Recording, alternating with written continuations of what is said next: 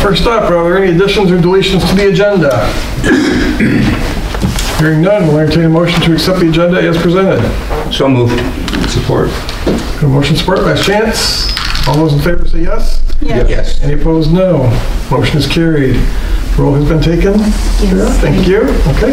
Next is Pledge of Allegiance. Everyone please rise and join us in the pledge. I pledge allegiance to the flag of the United States of America and to the republic for which it stands, one nation, under God, indivisible, with liberty and justice for all. Thank you. Okay, moving on down, we'll entertain a motion for the approval of the minutes of the September 12, 2023 closed session and the September 26, 2023 regular meeting session minutes. So moved. Support. Motion support, or any comments or questions? Hearing none, all those in favor please say yes. Yes. Yes. Any opposed, no. Motion is carried. Move down to E, request for purchase. First up, we have consideration of a resolution to approve the request for purchase in the amount of $15,200 to MJC Electric, which is for the purchase, delivery, and installation of light fixtures and bulbs at the Alma Transit Center. Move approval. Support. Have a motion support. Any reason for color? It's just we're updating all our fixtures out at the offices and the bus garage itself. It's been since 2006 when the thing was built, so this will help with energy efficiency out there, and a good majority of it's going to be paid for by the federal and state funds, and a small refund from Consumers Energy to help with that too. So, Cool. Okay. I presume they're all LED? Yes. Yeah, so yep. Makes sense. Ballast and. Okay. Any additional questions or comments?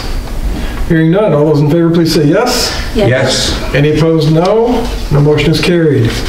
Number 2 is to consider a resolution to approve a request for purchase in the amount of $52,200 to CNR Electric for installation of banner poles, concrete bases, banner cables, electrical access, stringing of the lights, and wall packs as a portion of the Pocket Park project next to the Strand Theater.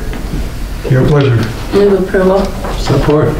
There, motion support. Again, any color? This is just the part we talked about most of this, I think. Yep. We are doing well with our budget. We had put aside $160,000 for the overall Pocket Park. With this included, we will be at $123,377, and we just have the bollards that we need to do on the south side next to the sidewalk yet, and then the covers for the back. So we're well within budget. So. Okay. Any questions, comments? Hearing none, all those in favor please say yes. Yes. Yes. Those opposed say no, and the motion is carried. We'll move down to ordinances, and we are to consider a resolution to introduce ordinance number 840 to amend the zoning map of the City of Alma as it appears in section 60-52 of the ordinances of the City of Alma, which will conditionally rezone a parcel property known as 721 East Superior from Zone B2 General Business District to Zone L1, which is Limited Industrial. Your pleasure. Move to approve. Support. Got a motion support. We'll get some color. We got Sure thing, yeah. good things going That's on good here. things, yes. This was, we approved at least recommended at the Planning Commission to introduce this ordinance to this evening to conditionally rezone 721, which is, you might know it as the former Alma Transmission Building on the five corners down here to the east. That is to bring in a industrial CNC machine that fabricates, well, right now they're fabricating metal parts.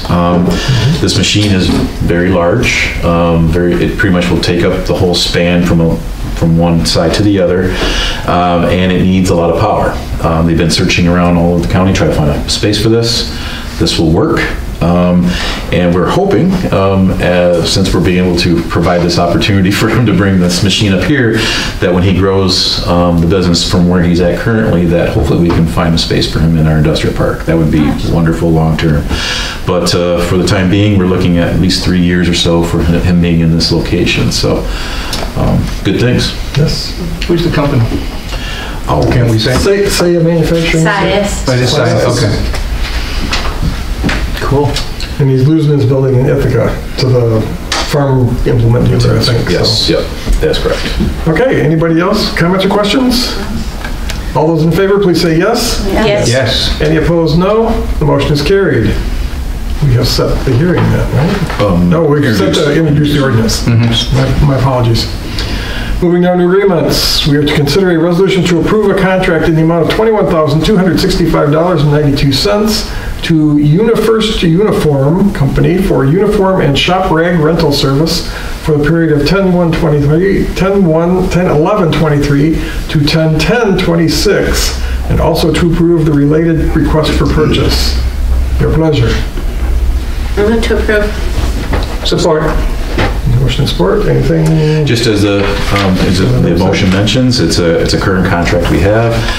We did some calling around to see what might be out there. The current contractor we're very happy with, and believe it or not, this day and age, they're willing to carry on the price they're currently charging us and have locked that in for the next 3 years. So both Public Works, water, wastewater is underneath this contract, and they're all very happy with the services that are provided. So kind of we'll take it. If it ain't broke.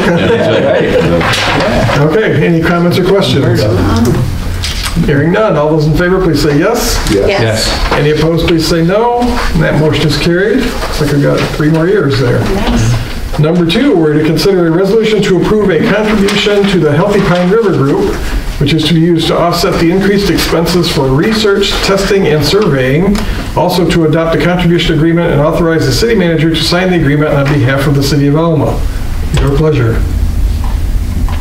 Move to approve. Support. Okay. Okay. Motion support. Yes, and I think we're missing an amount. Yes, we are. We left that blank intentionally. Fill you in a little bit. To talk to Chuck Sandro here this week. The Gratiot County has provided $3,000. St. Louis approved last Tuesday a $4,000 contribution. Originally, when Chuck and I were talking, we were talking around the $2,000 mark, and then St. Louis would provide $2,000 for $4,000.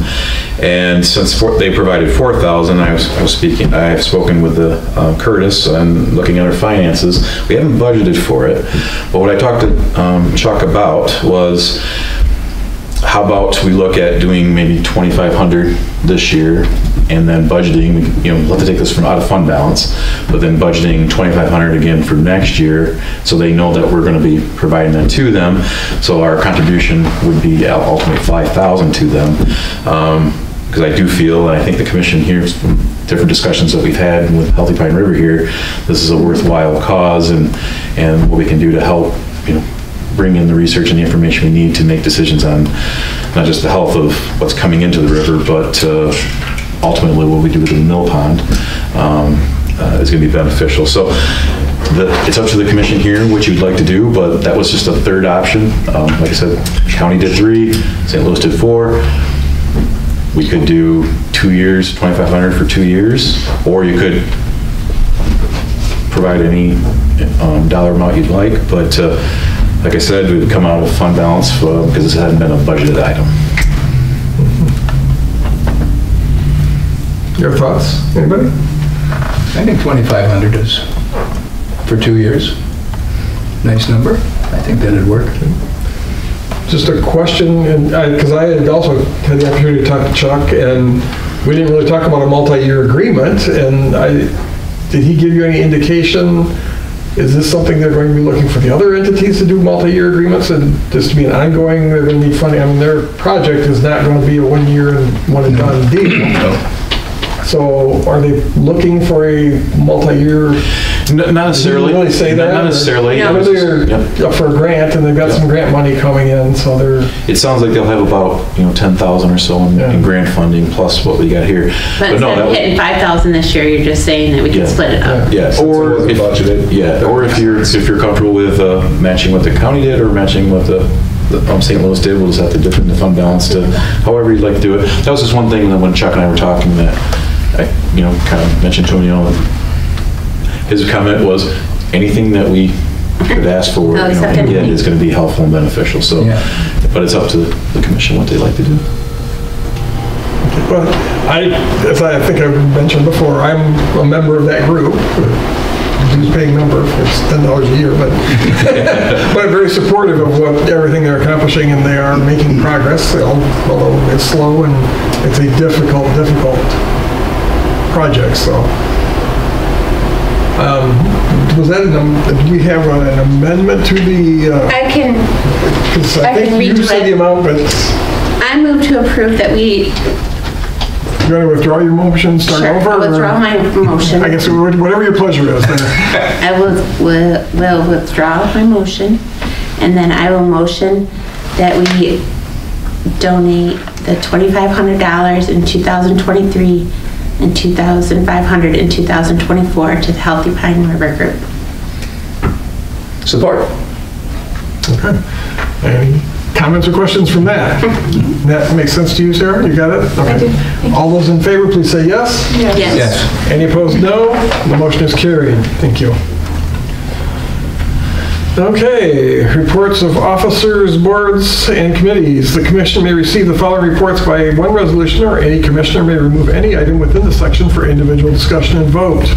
We have tonight the Planning Commission October 2, 2023 drafted meeting minutes, the Alma Transit September 2023 ridership report, a code enforcement report, a finance fiscal year 2021 first quarter, or 2024 first quarter report, and the city manager's newsletter. Your pleasure thereof. We'd like to do a quick brief for the quarterly report for finance. Yes, please. And a couple items for the newsletter. Okay. Move to approve 1 through 3. Move to receive. Support. Okay, we have motion and support on 1, 2, and 3. Last chance for comments or questions. All those in favor, please say yes. Yes. Yes. Any opposed, no. Motion is carried. We've received the first 3. Your pleasure on the next 2. Move to receive 4 and 5. Support. Okay, we have motion and support. You want to cover it? We'll have Curtis Curtis will go first. I'm going to give you some brief comments on where we're at in our first quarter of this fiscal year, and then we'll jump into my report. Well, as far as the first quarter of this year goes, it's pretty simple. We're on track. So really what I wanted to do is kind of highlight the end of fiscal year 2023, because really that's where it kind of springboards into 2024. And we, at this point, we do have all of the known year-end adjustments in for 2023. So while we actually, the audit will start next week, we haven't obviously gotten through the audit yet, but all known adjustments are already entered. So we're thinking these are pretty solid year-end numbers. So I did just want to run through it to kind of explain a couple of things. For the general fund, if we look at the year-end balances, we're going to see that we had an $835,000 to the good this year. Do keep in mind that this does not count for, or does not include encumbrances. So those are purchase orders that were budgeted for and approved last year, but we had to carry over to this year because of the timing of the projects. So those total projects are $834,289. So in reality, with factoring in the encumbrances, we're about $1,500 to the good. So we are pretty much right smack dab on what we were budgeting for. Again, a few kind of timing things kind of play into that, but for the most part, we're actually looking at, again, there's some timing differences. One of the big things is the $173,000 grant we got for the park restroom for DNR. That was budgeted for in last fiscal year, but we haven't received the money yet, so that will actually go into next fiscal year. So had we received that money in time to put it into last budget year, we would have actually been closer to about $175,000 to the good, which is kind of what we were expecting, because we did get some extra revenue from the state and some other areas, and with interest rates being higher than what we budgeted for. And our departments came in expenditure-wise under budget in operations, just in operations, not in capital or personnel. Operational budgets in the general fund came in about $127,000 less than what was budgeted for. Wow. So, and not really necessarily one department contributed that much more than another. It was really just one of those situations where $5,000 saving here, $10,000 savings here adds up. So overall, I think that we had a really good year in the general fund, and I think that the one thing Eric and I have been talking about was we really feel like last year gives us now a good baseline. The last couple years between audit adjustments and COVID money and everything else, there's been so much going on. We never really felt like we had a good true sense of what is it, just a normal as government can be, a normal budget year.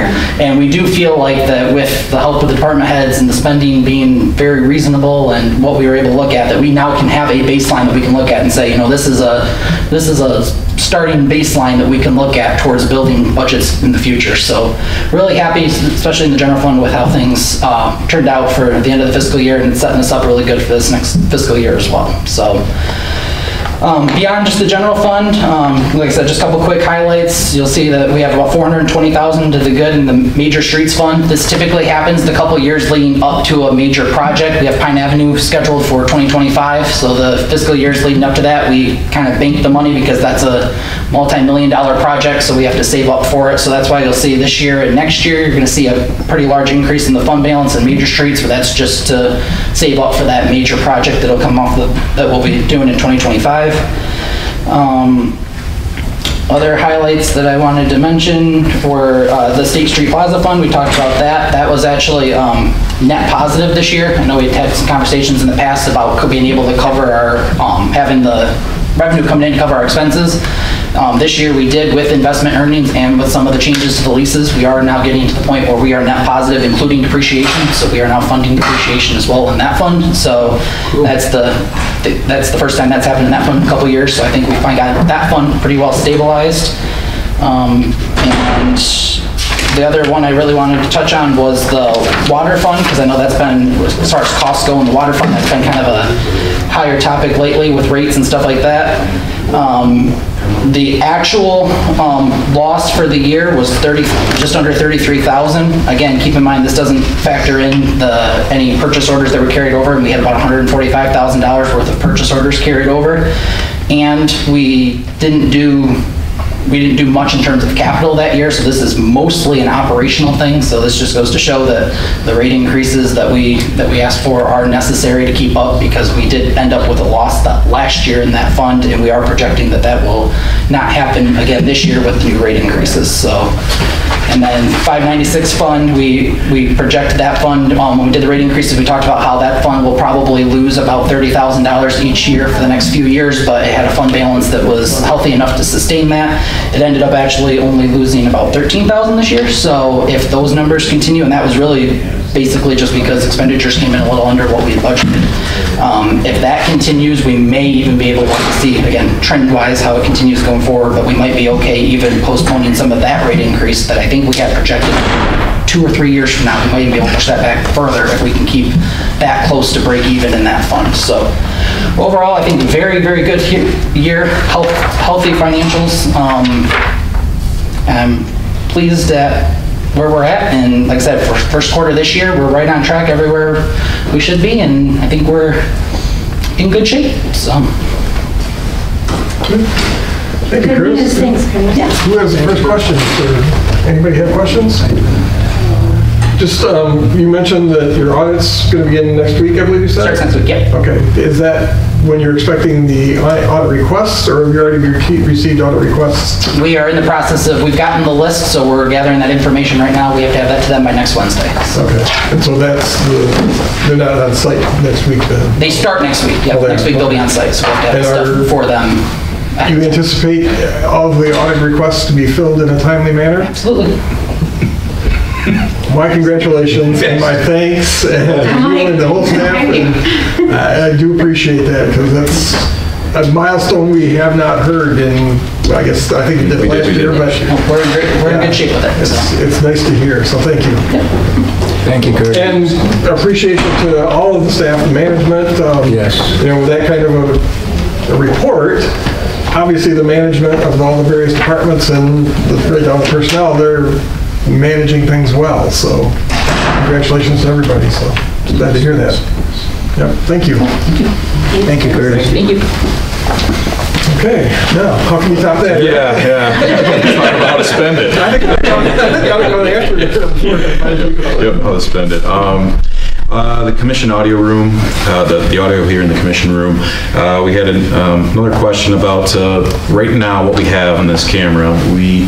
It's a boom. It's more of a, they call it a shotgun mic, and I hate using that word these days. But what it does, from that tip of that microphone, it comes out in a cone shape and takes in all the sound here. A few months ago, we were talking about how come it's so hot in here. Well, that fan would kick on with the AC, and it would disturb the sound there. So we turned the fans off during the commission rooms, and that did help with the sound being picked up there. I did go back and listen to it. I don't know if everyone here had a chance to go do that, to go listen to it. I could hear it, but I had better equipment than maybe someone else may have at their home or desk or something like that. And a few months back in December, before our goal setting session, I did reach out to a local audio engineer here in our community. He doesn't necessarily live here anymore, but he does a lot of work with Alma College and such. And we looked at the room, looked at the lobby, and what are our best options to provide what people are at least expecting to hear on the YouTube channel. He gave us two options, and really the $10,000 option he gave me doesn't get us much better than what we kind of currently have there. So you're going to need to invest more money in the future to upgrade and get it to where you need it. Plus the equipment that's provided. Curtis, myself, and the rest of the staff, we're not audio engineer types. The type of equipment is soundboards and little dials. You got to kind of know what you're doing to make that work properly. The system that was recommended was a wireless system, voice activated, software driven system that you can kind of just sit it, forget it. The dollar amount on the updated quote was just under $29,000, but that includes the installation and the software and set up the software, those sorts of things. That also includes when you we have larger meetings. If we need to turn on the speakers to the lobby, we can just hit a button and those speakers would come on so people could hear us out there. Each individual commissioner would have their own mic that was voice activated. Now I'm assuming on that voice activation there'd be some kind of a button on that thing that you could turn on and off, because if you're just asking a question to a commissioner, you wouldn't want that to pick up. Talking with them again about this, they really felt that if you want to do it right and nothing's ever perfect, but to get it as well as you can get it, that's probably the system that you'd want to do or want to install. We did not put this into the budget, so if this is something that commissioners want to do, just try to stay on budget, we probably should pull something from some results to cover that, to get that done. Or if everyone feels that what we have currently is good enough until we can budget it for our next fiscal year, that we put it in the budget and have it done then, we can handle it that way too. So I can hear it on my phone, so I would like to review it for the 2025 budget. There are a lot of people who are not getting this at all. You try to go on YouTube and get it, and there's nothing there. It's terribly garbled very often. I go home and watch this 2-3 days afterward just to see how stupid I look. And, and I find that it's very difficult to pick up sometimes. I'm also real cautious of voice activated. Anybody who has ever done something on Zoom knows what happens as soon as somebody on another camera coughs or sneezes or something. They get the mic, they get the live mic, and everything else gets shut out. And I'm just kind of cautious of voice activation. So I'm not sure that with only, how many of us are there here? 8, 9 of us, that could not be controlled by somebody at a soundboard. Just muting and unmuting, that's fairly easy to do. We do it with 45 microphones at the theater, mute and unmute those, but just to do, I don't know, I just think we ought to look at that. But I think we probably ought to move on it later than 2025, or earlier than 2025 on this. I think it's a problem for people not being able to see what we do. You can see it, but they can't hear it. I listened to the last two meetings. I think historically there probably have been more issues with the audio. The last two meetings, I was pretty impressed to know that that shotgun mic was picking up everybody as well as it was. I could hear everything. I listened to it on my laptop speakers, just internal to my laptop. I just look at that. That's a lot of money, and it's not necessarily a one-time fee. You're going to have maintenance on that over time. You'll have a life cycle to that over time. Things will have to get replaced and maintained, and it depends on what we're going for. If we're going for, crystal clear quality to everything, or do you want something that people can hear? I have not, truthfully, I have not listened to the last two meetings, what I don't listened think. to also. Has it been a lot better since then? Yeah. Okay. Yeah, All right. Well, then, then never mind. Because I had listened to some meetings in the past, and You can't. they were very, very hard to I hear. agree. But after this last one came up, I did listen to the last meeting as well on my laptop, Okay. and it was way better than it had been in the past, and I would agree with Well, Andrew then that I think we could postpone. $30,000 It's a lot of money. is Yes, a it lot is. of money for... Yes, it is. Yes, it is. Especially when you consider, I believe, we're the only commission in Gratiot County that does anything like Other than this. the county. The county now does theirs, but Yeah. they got a lot more money than we do.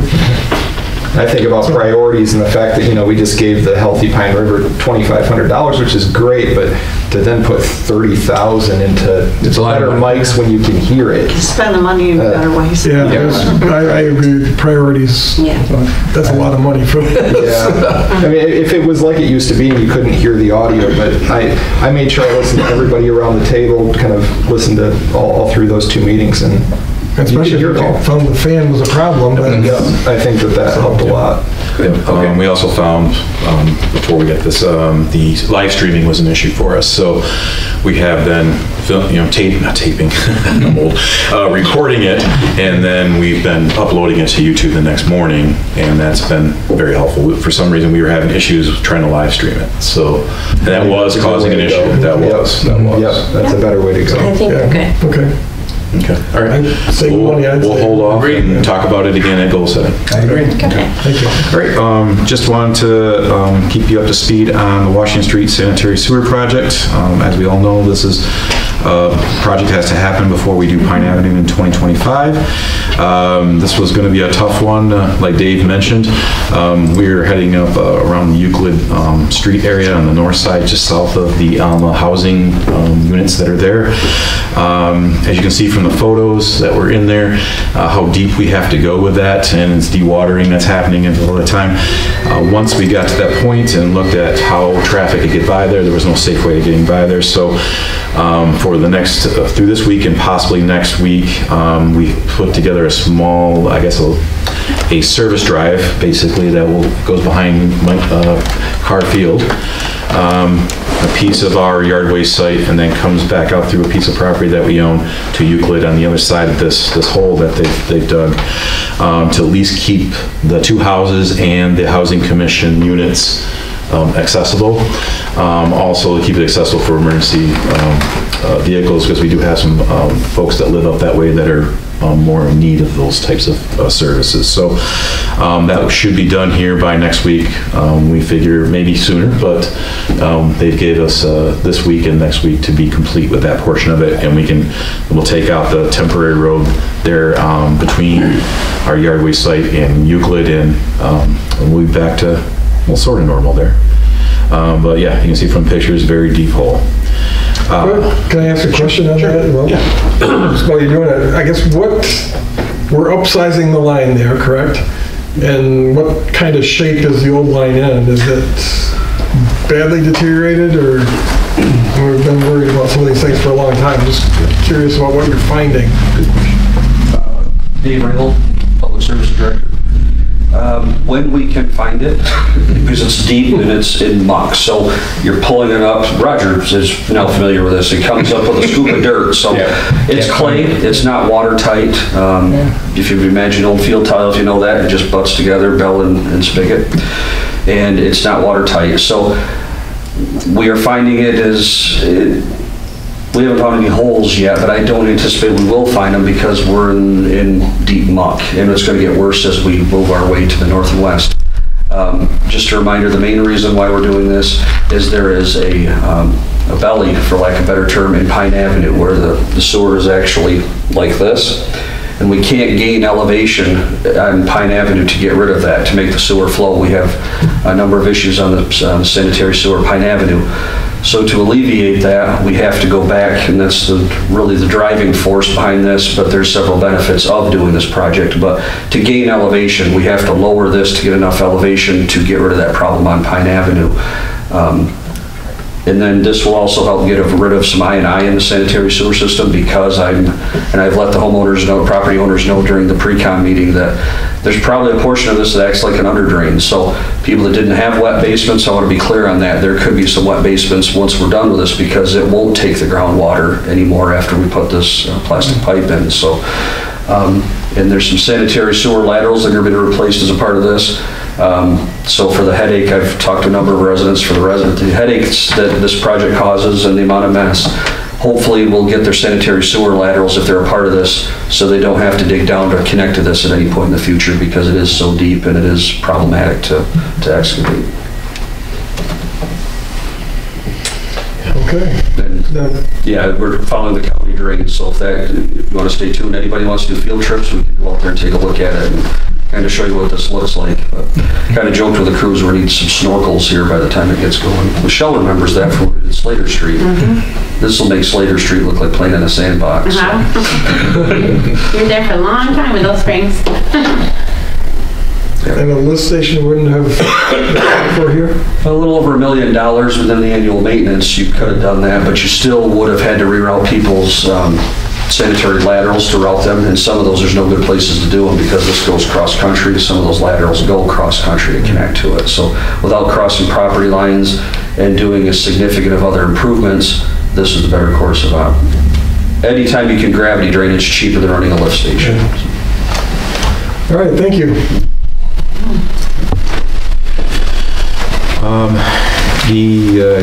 Gratiot County has created a land bank authority. The reason for that was the state of Michigan was offering basically $500,000 to all land banks across the state of Michigan. We did not have one. So the county did get together and pull together the authority, and has appointed the board, and did provide me with the option to serve on that board. I told them I would.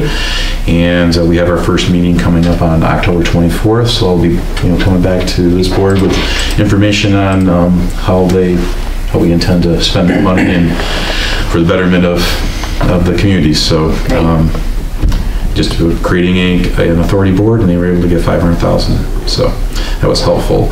Library fundraising, we just wanted to provide some really good things that are happening with the library and the staff and the Friends of the Library, putting together some extra activities to raise funds for the activities at the library.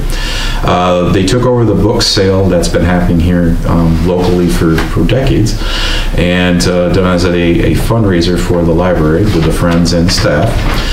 They were able to generate during that time just over almost $9,000, $8,912 on the book sale and the other like CDs, games, puzzles.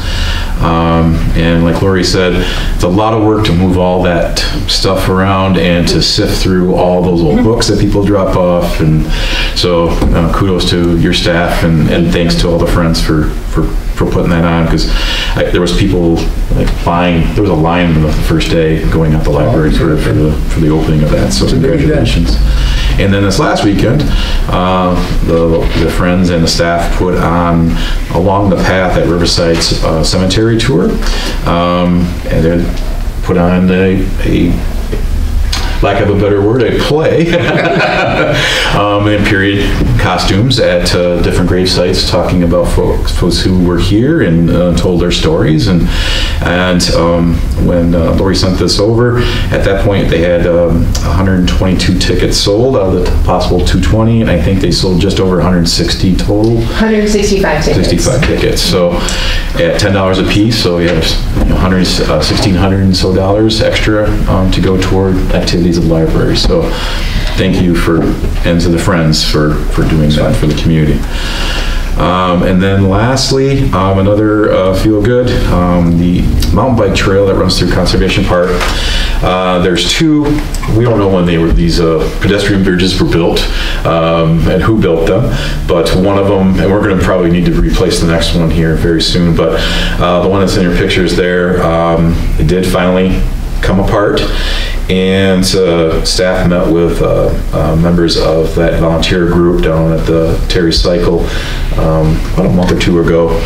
And what you see there is the substructure, a new substructure that was built within those poles that have been there for a very long time, and then a wooden decking going on that. Keeping it this way saved us from having to go through the effort of culverts and all sorts of things. This was a volunteer/city project, so I'd just like to thank a few people here. Sally and Randy Vernon for their demo of the old bridge, and plus Sally, because this is really her thing she's done for a very long time. So Rich Smalley, he donated some funds for the deck and put the deck boards on the substructure. Chris Maltby donated some funds for the deck board material. David Ringel donated the funds for the substructure materials that the decking went on.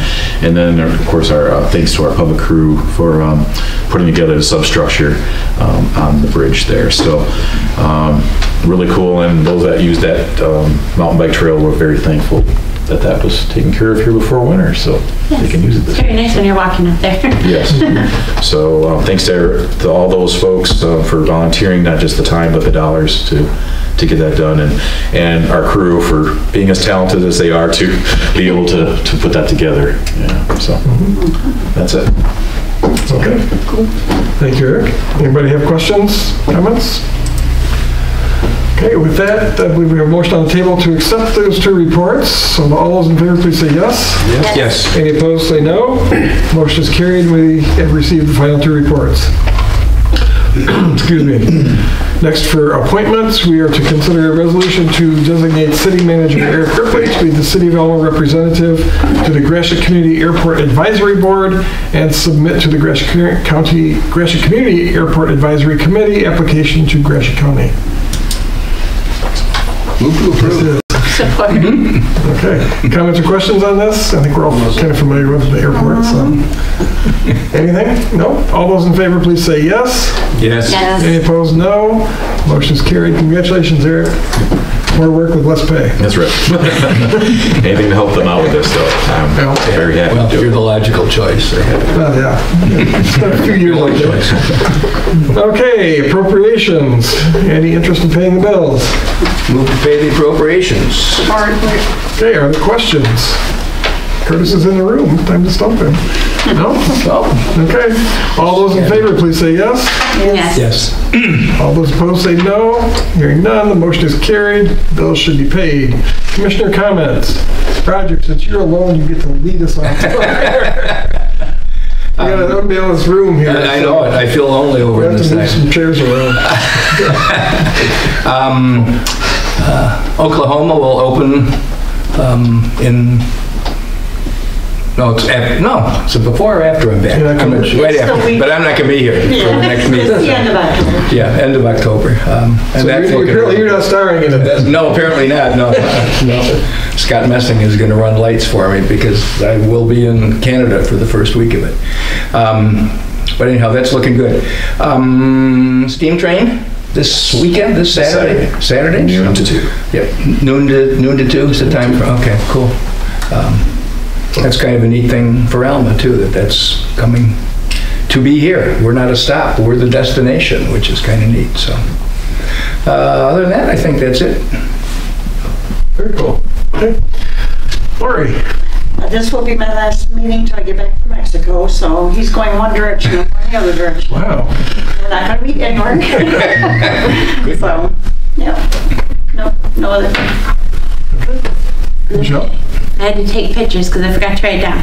The congratulations to the Elma High School Marching Band has earned a rating of Yes. 1 Am I saying that correctly? Yes, In all a number one categories. rating, yeah. That's about the 25th consecutive year. Yeah, in all categories. That's awesome. Yeah, always a number one rating. So we did that. And then we have to congratulate Curtis because he is the class of 40 under 40 emerging leaders in the Middle Michigan Development Corporation. Awesome. Him and his wife are both on there. So congratulations to Curtis. Congratulations. And congratulations to Alma College for a great homecoming. I went up there in that nice 80-degree weather. But it was great to see the stands full and each end zone full and the excitement in the air. I haven't been to a homecoming game in quite a few years. So it was exciting to see. So, and then the Halloween thing is, oh, we got a couple weeks yet. Yeah, we got it. October 26th. 26. Yeah. So exciting things. Yes. Andrew? Well, to go along with Oklahoma, I'll just throw out there the college has cabaret next month. Really? So if anyone would like to That's see good. cabaret, tickets are on sale right now for that. So yeah, When does it open? it's middle of November. Yeah. And it runs from a Wednesday through a Sunday. Yeah, I'll be back. So Yeah. Week after we close, I think. Alma High School is also doing Fiddler on the Roof Junior in that same time frame. Yeah. I can't believe there's a Fiddler on the Roof Junior, but there is. There's also a Chicago Junior, believe it or not. I don't know how you do that. But anyway. Find people way more talented than me, I'll tell you that. That's true. That's true. Did you have more to do? Congratulations to the library on their successful fundraiser. That's great. And also a thank you to everybody involved in the mountain bike trail reconstruction. That's just great news. That's it. Okay. Sarah? Yep, just talk about, we've been talking about fire hydrant on State Street. So I just wanted to give the commission an update. We made some decisions since I wrote the newsletter up. I've talked with Public Services Director and the Public Safety Director. Like we discussed before, the real purpose of that hydrant is for flushing of the system. When you have accumulation of minerals, usually rust, really the way to deal with it is to flush the hydrants. And we do have maintenance schedule for flushing throughout the city to make sure, as best you can, that those doesn't happen to be in someone's system in their home. So anyway, so when we put in that line for the pressure that was needed for the hotel and for the apartments there, it's a dead end. We were only able to afford going about mid-block there, so that was placed there for that purpose as a dead end line. Now that line is there for when all the other storefronts, at some point when they need more pressure, they'll be able to abandon off that 4-inch that sits on the east side of the road and then connect into this new 12-inch. But it's not needed for any safety purposes for fire. We do have 3 hydrants on the corner of Superior and State Street, and then we do have one on the corner of State and Center Street, so it's not needed for that. So to deal with, the parking and putting signs up and all that stuff, we're going to have that removed and capped. So it would be removed anyway once we extend that line to Superior Street to connect into Superior Street. So it flows, it's going to be more, it helps become a redundant system, more of a redundant system in the downtown. We're just going to remove that for now and cap it.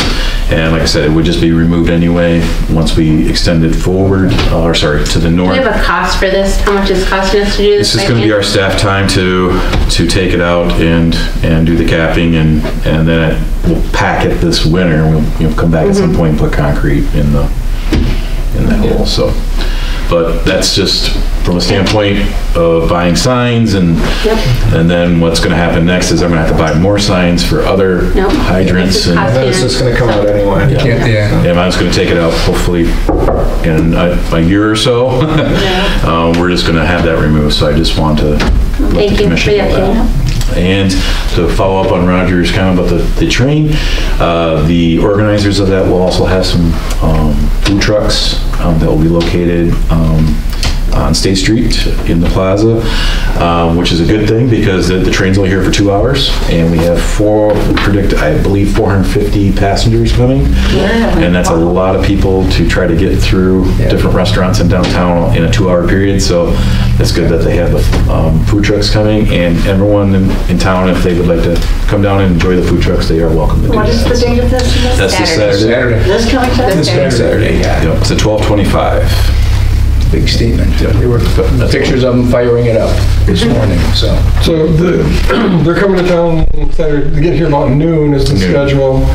And I presume they're gonna back it onto the siding towards State Street and turn it around there. Are they planning on parking there by the plaza then? Yes. While they're waiting? Yes. Okay. Yep. They'll be. So if the town wants to come and see it, yes. It won't be by the college this time, it'll be back by the State Street Plaza. Yeah, it'll be downtown. The front of the train where they have it predicted to sit is just south of where Center Street comes around, where the train tracks come up and Center Street comes around. And it should not cover or should not go into State Street. So it'll be between State Street and before you get to Center. Okay. Yep. So by the water plant. By the water plant, yep. Okay. Right in there, yep.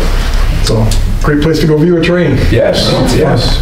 Take pictures and all that kind of thing. Anything else? That's it. That's it. I'm sorry. I think a simpler solution with the fire hydrant would have just been get a fake garbage can. Bugs Bunny always do that, or somebody always did that. Well, I mean, you could throw a trash bag over it or something and just cover it up and it isn't there anymore. Yeah, thanks to everybody at the library. I know that's a huge project. The book sale always used to be I hear about how labor intensive it was, and I'm sure it wasn't any less this year at the library, but so congratulations, Lori, to you and your team for doing that. And Plays, I'm sorry I missed the tour. It was fun. Yeah, it's fun. We're going to put some really great pictures out. We're just waiting to get our pictures back. So you'll be able to see. Is Lynn Ludy still helping with the book sale? What's that? Is Lynn Ludy still helping? She does. She's still involved. Okay, good. So. Good. Probably can't keep her away, I'm sure. No, I wouldn't. That's been a passion of hers for a long time. Yeah. Great lady, so. And thanks to everybody. The city staff is doing a great job, sounds like. Curtis certainly gave us a good report, so thanks to all that. And congratulations to the Elma College football team. Like Michelle said, the homecoming and I guess everything else. The scoreboard is exploding up there, so. They got a tough game this Saturday, though. They're playing Hope. So. Yeah, it's away. It's away. But that's going to be probably their toughest game. That's always a tough one, but they got a heck of a team. Boy, I had the opportunity to see them. It's good. Okay, well, with that, we'll let the public speak. If anyone would like to address the commission, please go to the podium, state your name and address, and you have 5 minutes to share your thoughts with the commission.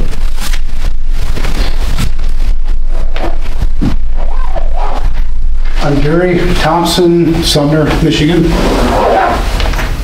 Did everybody hear about the high-speed police chase last month here in Elma? Yeah, I know about it. Heard about it? Heard about it. It started in St. Louis, I heard, and ended in front of the Elma College. And it was a Saturday afternoon, kind of blue sky, really nice day.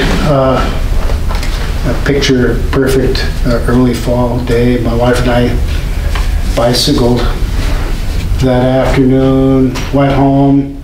She was making dinner. My dog and I took our truck up to wash it in town. And on our way up, we stopped at the railroad tracks on Superior. We're ready to turn northbound and right. And the high-speed police chase ended there where we were. This 2003 Suburban hit us head on, totaled both cars, totaled my truck, and was anybody there at the scene and saw the scene after the accident? The Suburban, 2003 Suburban is like most of the guys know it's built like a tank back then, and my Toyota Tacoma, a little bit smaller vehicle, still fairly robust. My dog was in the truck with me. I was in my shorts. I was able to get out of the truck. All the airbags went off. The fire department showed up, ambulances showed up, the state police were there, the county police were there, the Alma police were there. They shut the road down that afternoon for an hour or two. And I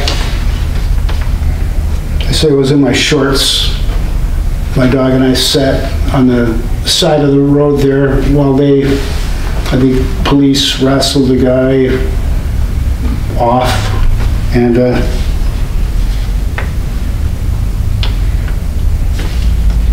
you know, if it was my Honda Fit instead of my truck, I think we would have died there probably. Or if it was a young girl from the Alma College in a little subcompact car, they would have died. If Alma students had been walking along the road where he cut the corner, and I don't know how fast he was going. That your car didn't have a black box. I think getting that information from the police, I couldn't get it from the FOIA report. I kind of wanted to know how fast he was going. I heard the sirens, saw the first police car, saw the second police car, and then I saw the Suburban, which I thought was just a vehicle getting out of their way.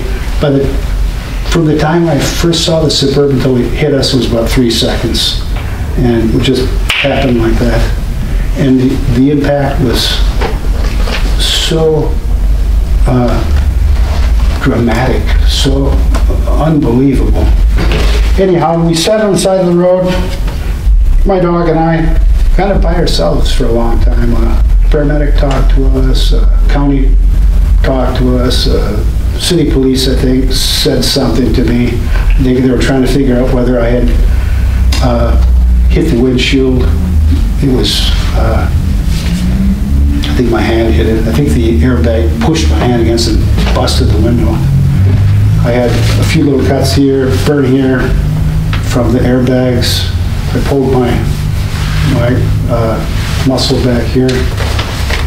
And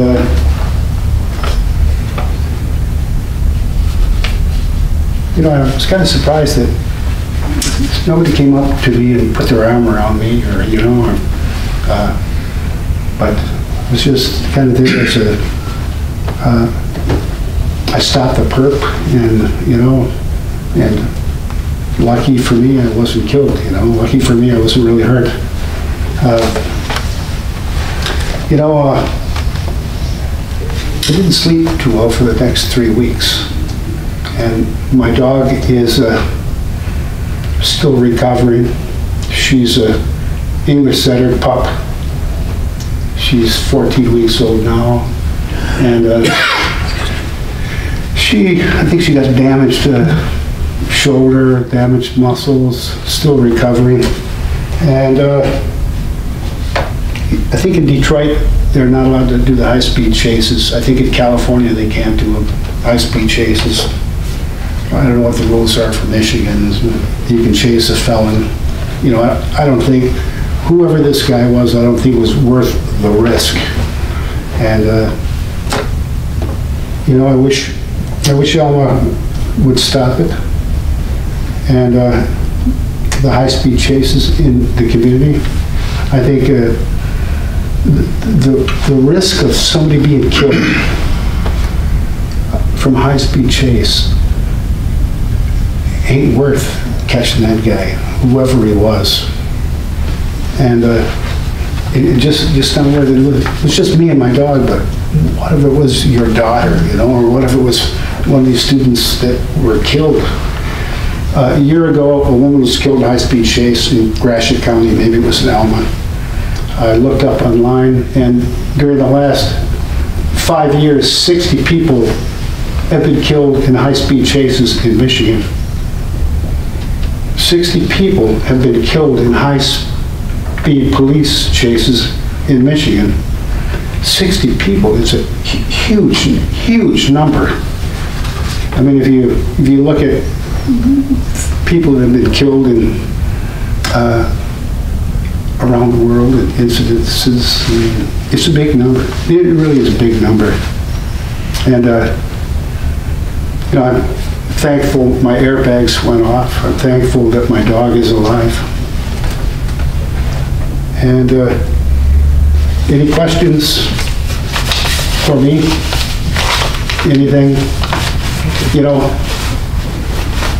I appreciate you coming before us. I wasn't familiar with the details of what has occurred. I think he was drunk. You know, it's, I think that he stole the Suburban. And I think he did have a driver's license. You know, anybody see the pictures of the Suburban or talk to any of the police? He was dragging a piece of chain link fence underneath the Suburban. He had the top rail of a chain link fence stuck through the windshield and out the back tail light. It was a horrific sight. I went and looked at my truck at the yard over here, and it was absolutely shocking. Sorry that you had to experience that. Through that. And Pardon me? I just said I'm sorry that you had to experience that. Yeah, you know, I think cops like high-speed chase. You know, I mean, it's what they do, and you know, they chased him out of St. Louis, and Gratiot County picked him up, and then the Elma cops picked him up. I just think there should be another way of going about it than risking me or others in a high-speed chase. I really do. And you know, maybe nothing you can do about it, and but put it in the back of your mind. You know, I'd stop it if it were up to me. well, I think we need to look into it, certainly. So I appreciate you for the bringing this input. to us. Yeah. Sorry, glad you're okay. I mean, that's, Yeah, same here. You know, I think we're very fortunate nobody got hurt worse. A lot of things could have went wrong with Yeah. this. It's if you see open investigation and everything. the scene as I kind of crawled out of my truck with the gas in the truck and the airbags and all the airbags encapsulated me in there. The cops got me out, got my dog out, and paramedics everybody was professional. Lady city cop, city fire, very nice. One of the county cops, I don't know what his name was, really cool looking guy with the star on his, you know. I mean, it's impressive scene, there's no question about it. But, you know, it ain't worth it. It really is not worth it. And I know the cops would say something else. I mean, he was drunk, he could have killed somebody. Yeah, but he could have killed me or killed someone else. And I think if you figure it out, if you do the math, and you find out linearly what the risk was if you had followed him through town or captured him out of the Gratiot County roads. You know, everything you do, all the fire plugs and the bike trails and all the things you do, they ain't worth nothing if you're risking people's lives in high-speed chases through town. I'm telling you, it ain't worth it. Thank you. Yeah. Thank you, sir. Okay. So you said that's an open investigation? Yes, this is, there's a lot to this. Okay. And yes, Most of what I heard was anecdotal, and the FOIA report really didn't give much. He gave his name, my name, no address. I don't want to meet the guy, I don't want to see him, and I want to put it all behind me. But it was traumatic, you know. And, I lost my good truck, my bird dog, expensive, young, beautiful bird dog. I'm not sure how that is going to end. And You know, it was a setup again. It really was, you know, I mean. Well, we will take a look at the guidance that we have provided to our police officers on how they handle those situations and what the training calls for. And I certainly don't expect to be an expert on those protocols, but we can certainly take a look at them and have that discussion, I think. Yeah. I'm sure this board will want to do that, so if you could make sure that's on our list of things to do, I appreciate that, so thank you for bringing it to our attention. Would anybody else care to address the commission? Fred King. I don't have to go very far. Les Roseanne, 889 Mill Street here in Alma. I had to sit at home and watch last meeting, and it did come across perfectly fine on my computer. I have tried to watch some of them in the past. It didn't turn out so well. There was some discussion at that meeting about resuming the work sessions, and there was some discussion as to whether have them here or back in your little conference room. I don't know if anything's been resolved on that or not, but I think, and I had COVID, so I think during that time my brain was a little more scrambled than normal, but I heard something about you didn't want them recorded back there. And I think it's wonderful that you started this as a precedent, and it should continue. In Gulf Shores, they have the committee of the whole meetings. What they do is they alternate it. 1 week is the committee of the whole, and the next week is the business meeting, and then the committee of the whole and the business meeting for the month. And I don't go to the business meetings because everything has pretty much already been decided by the committee of the whole. And it's open. They have public comment, but if it's more informal, if they have somebody, a particular issue that somebody wants to address, they will take that in consideration. I just think there's a lot that goes on at those committee of the whole meetings, or whatever you call it back here, that I think should be available to the public. And I don't know what it would entail to have that moved, if it needed to be moved, but from what I gathered from the meeting, and I don't know that I'm 100% correct, but I got the impression that it was too much bother to go back there with the recording equipment, and they didn't need to record it. So you have me for one more meeting only, maybe. Weather dependent, so. All right, thank you. Thank you, Les. Thank you. Anybody else care to address the commission? Seeing no one else, I guess we'd entertain a motion to adjourn. So moved. Support. Motion support. Last chance for comments, questions. All those in favor, please say yes. Yes. Any opposed, no. The motion is carried. We are adjourned. Thank you very much for coming. Appreciate it.